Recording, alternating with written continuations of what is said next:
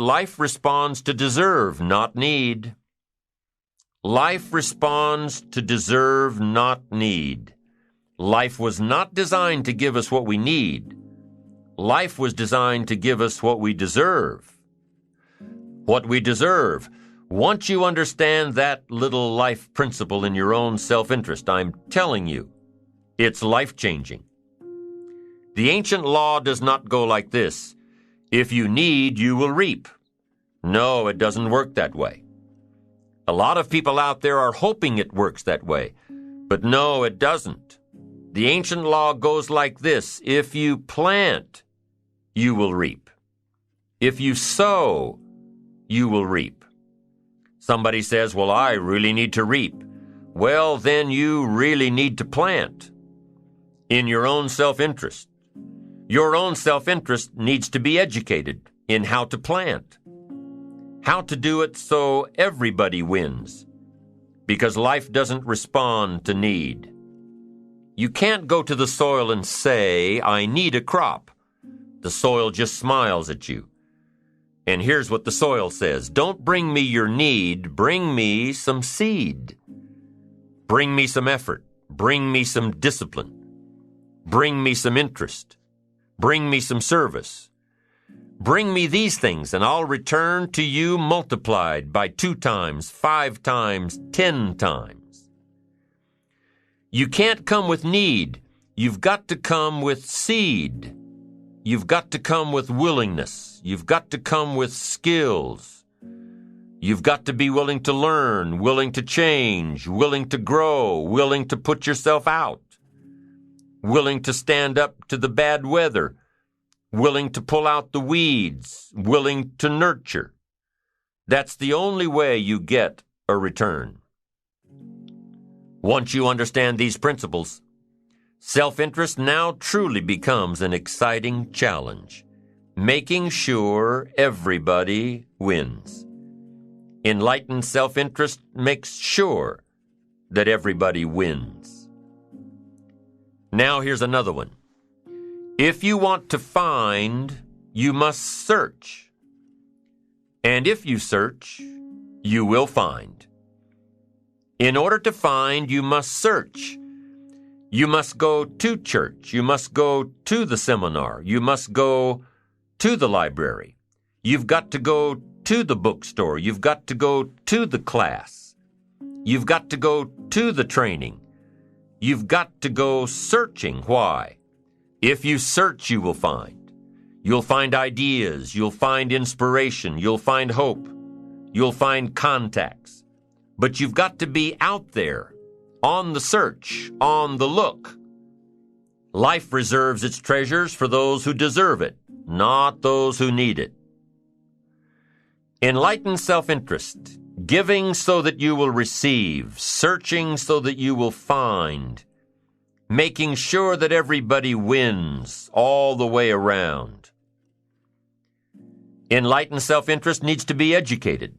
Enlightened self-interest says, I will learn that life is not just the passing of time.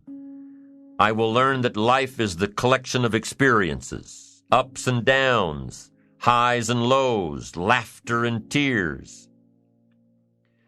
You must decide to act. You must have the discipline to act. Now, here's what's important about discipline. One discipline affects another discipline. All disciplines affect each other. In fact, here's a good philosophical phrase. Everything affects everything else. Nothing stands alone. Don't be naive and say, this doesn't matter. Of course it matters. It all matters. Some things may matter more than others, but everything matters. If you'd rather sleep in than go for a walk around the neighborhood, pretty soon it will matter. If you'd rather spend your money instead of saving it, pretty soon it will matter. If you'd rather put off a letter to an old friend instead of corresponding regularly, pretty soon it will matter. If you'd rather work late every night instead of going home and spending time with your family, pretty soon it will matter. It all matters.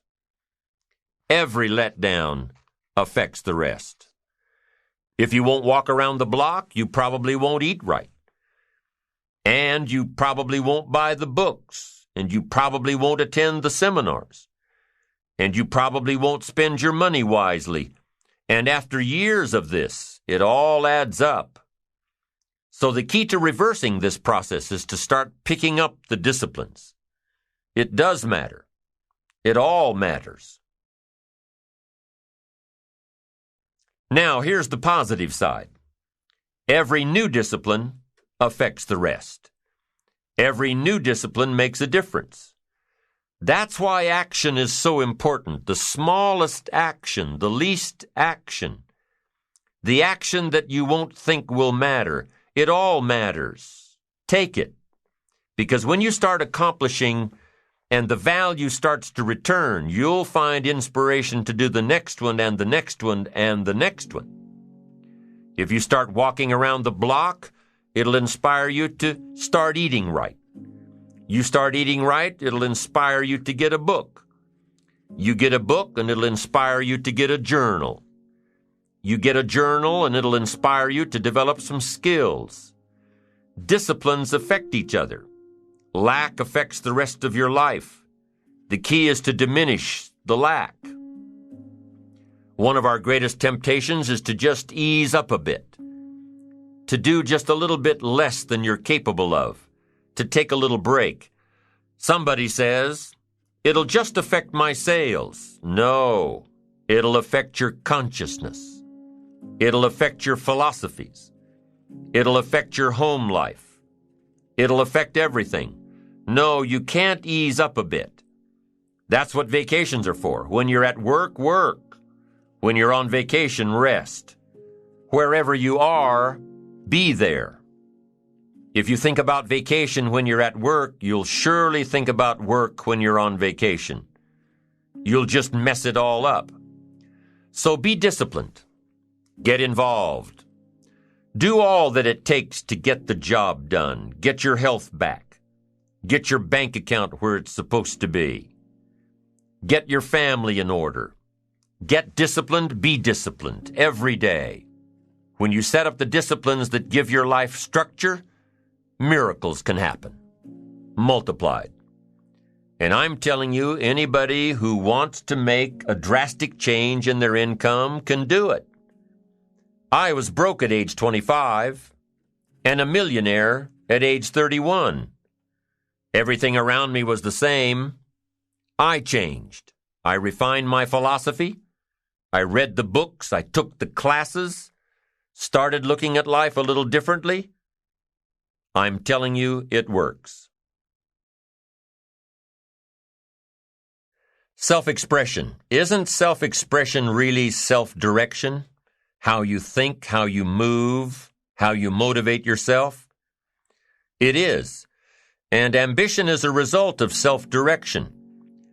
Positive self-direction says, I know who I am and I know where I want to go. I am accumulating knowledge and experiences and feelings and philosophies that will help prepare me for opportunities that I know will show up without notice. Positive self-direction. You know who you are and where you want to go. You've already spent a great deal of time thinking about it. You've been working on the parts of your personality that will make you better. Working on your attitude.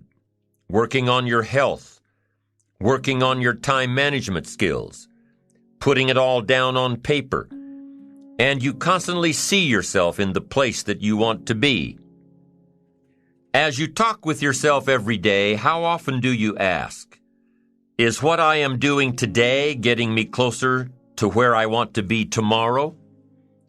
Am I making the daily adjustments necessary? Am I doing all that it takes? Will I keep on doing it until? Direction determines destination. Here's a question you need to ask yourself. Are all of the disciplines that I'm currently engaged in taking me where I want to go? Are all of the disciplines I am presently engaged in taking me where I want to go? What an important question at the beginning of the month, at the beginning of the week. at the beginning of the day. Because here's what you don't want to ever do: kid yourself. You know, kid your neighbor and kid me and kid the marketplace if you want to, but gosh, you can't kid yourself. With your fingers crossed, hoping you'll arrive at a good destination when you're not even headed that way. You say, well, maybe the wind will take me. Well, there's a chance. But you've got to take charge. You've got to ask yourself often, am I? Am I doing the disciplines that are taking me in the direction that I want to go? I don't want to be faked out here and think I'm on the way to financial success when there's not a prayer, not a hope. I don't want to be faked out hoping that there's someone else who's going to take care of it. Take care of me. They're not going to take care of it. They're not going to take care of me. What if all of your negative relatives turn positive? What'll that do for your fortune and your future? Not much. If prices come down a little, what'll that do for your fortune and your future and your sophistication and your culture? What'll that do? Not much. If the economy gets a little better, what'll that do? Answer, not much. If you don't make plans of your own, you'll fit into someone else's plans. And guess what they have planned for you? You're right. Not much. Most people wake up every morning counting on this not much list. And that's why what they have is not much. Not much hope, not much promise, not much progress. They're driving what they don't want to drive, living where they don't want to live, doing what they don't want to do. Forget the thief waiting in the alley to snatch your purse. What about the thief in your mind? Lazy, not stimulated by thoughts and questions. Don't become a victim of yourself. Ask yourself these questions. Is this the direction I want for my life?